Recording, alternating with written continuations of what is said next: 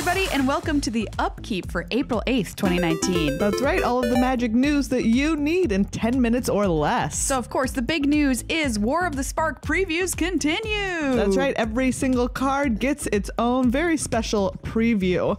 Also, we now know that Soren is not just trapped in a rock. How dare they? I don't know how he got out. I don't want to know. I want him to still be in a rock. Well, him and Nahiri are having a personal fight amongst the other battles that are happening on Ravnica. I feel like their fight was settled when she trapped him in a rock. Well, maybe she gets to trap him in a rock again, Megan. Do you ever think about that? A person can dream. So we've got a bunch of preview cards. Our preview card came out today. That's right. You can check it out over on our YouTube channel. YouTube.com/goodluckhighfive. Speaking of Ravnica. Yes. So apparently, Mark Rosewater says Ravnica will not be the only plane that we see in War of the Spark. What?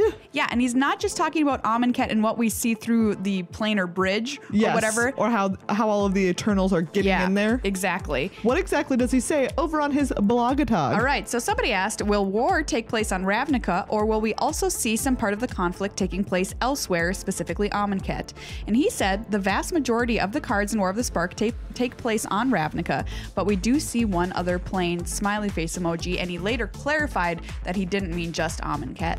Oh, exciting. I know. Also, if you're not already over on blogatog following Mark Rosewater, do it. Yeah. What other game has a designer that posts literally that much? I don't know. He answers so many questions. He answers any question, and he's just like... He gives info all the time. All the time. It's great. Yeah, it's wonderful. Really an amazing thing. Window into R&D and the decisions that they make there. Yes. Next up, there is a Mythic Invitational debrief over on the Magic Esports website, mtgesports.com. They go over a bunch of different things like their viewership.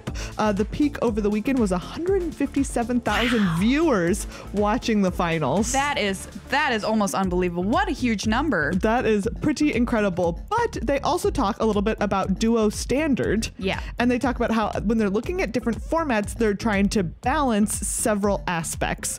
They think that a healthy format should reward skill, be fun to watch, be simple to understand and explain, and closely resemble your at-home play experience. Yeah, so they concluded after testing out this Duo Standard format for the first time that they don't think it really balanced all of those aspects very well, and it will not be the final form for esports events on MTG Arena. There are a lot of things that they learned, and moving forward, they're probably going to try something else. All right, pretty cool. All right, so coming up next, SCG Cleveland. That's right. Congratulations to winner Sam Lawrence with Amulet Titan. The format was modern. There were 2 Amulet Titans in the top 8.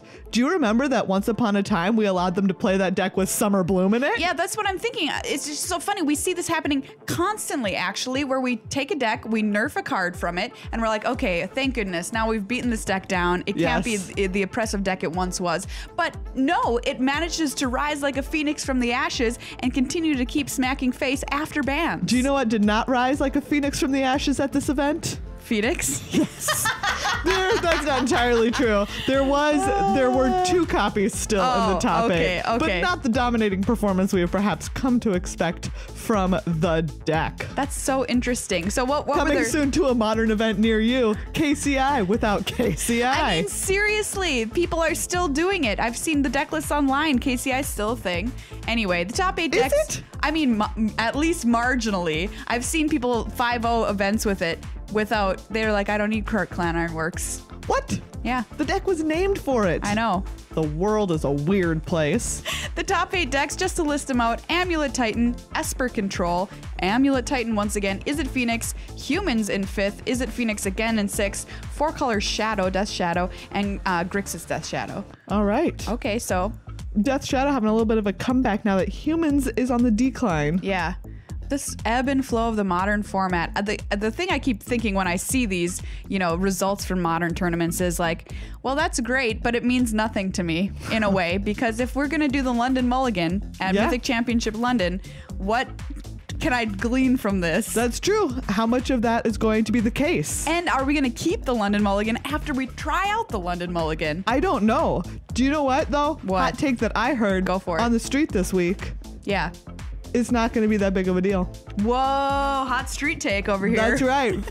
from none other than Eric Froelich, Hall of Famer. Oh, okay. Well, I trust that guy. So it's not just some rando on the street. Okay. All right. Well, that's really interesting. By the way, if you're going to Mythic Championship London and you're not playing in the Mythic Championship, you will not be doing the London Mulligan. That's right. It's only for the Mythic Championship. The limited event, because that is going to be War of the Spark Limited. Yeah. For the Grand Prix or the Magic Fest event. That's not going to have that. Yeah, they It's clarified gonna be pretty that cool, though. this past weekend. Also, was there a GP last weekend? We don't know. We don't think so. After some investigative research, we have come to the conclusion that no, there was not a GP last weekend. But we still have the question, why was it so darn hard for us to find out? Yeah, I also have the same gripe. Please, Yes. Please make it easier somehow. Like there's Literally, a calendar. I and looked then at it says, several websites. and then it would say, and then the Yes. calendar stays there so we can check back a couple weeks ago, and then we're like, ooh, click on this day. Let Yeah. me see the deck list. Does this exist? If it does, I'm sorry, but I have not been able to I'm find it. telling you all right now, there is a Magic Fest and Grand Prix this weekend. Okay. It is in Sao Paulo. It is modern. Okay. And I'm mostly saying this so that next Monday We remember. we know that in fact there was a Grand Prix last weekend. Okay, great. So news on that next week. And of course, stay tuned to the internet for preview cards from War of the Spark. Keep rolling them out. Every single card has a preview card, and it's going to continue until the entire set is spoiled. But yeah, there you go. Yeah. That's all the news in Magic for this week, the 8th of April, 2019. Remember to check out our full-length podcast, Good Luck High Five, anywhere fine podcasts are found. And you can support us on patreon.com/GLHFMagic. Good luck, high five.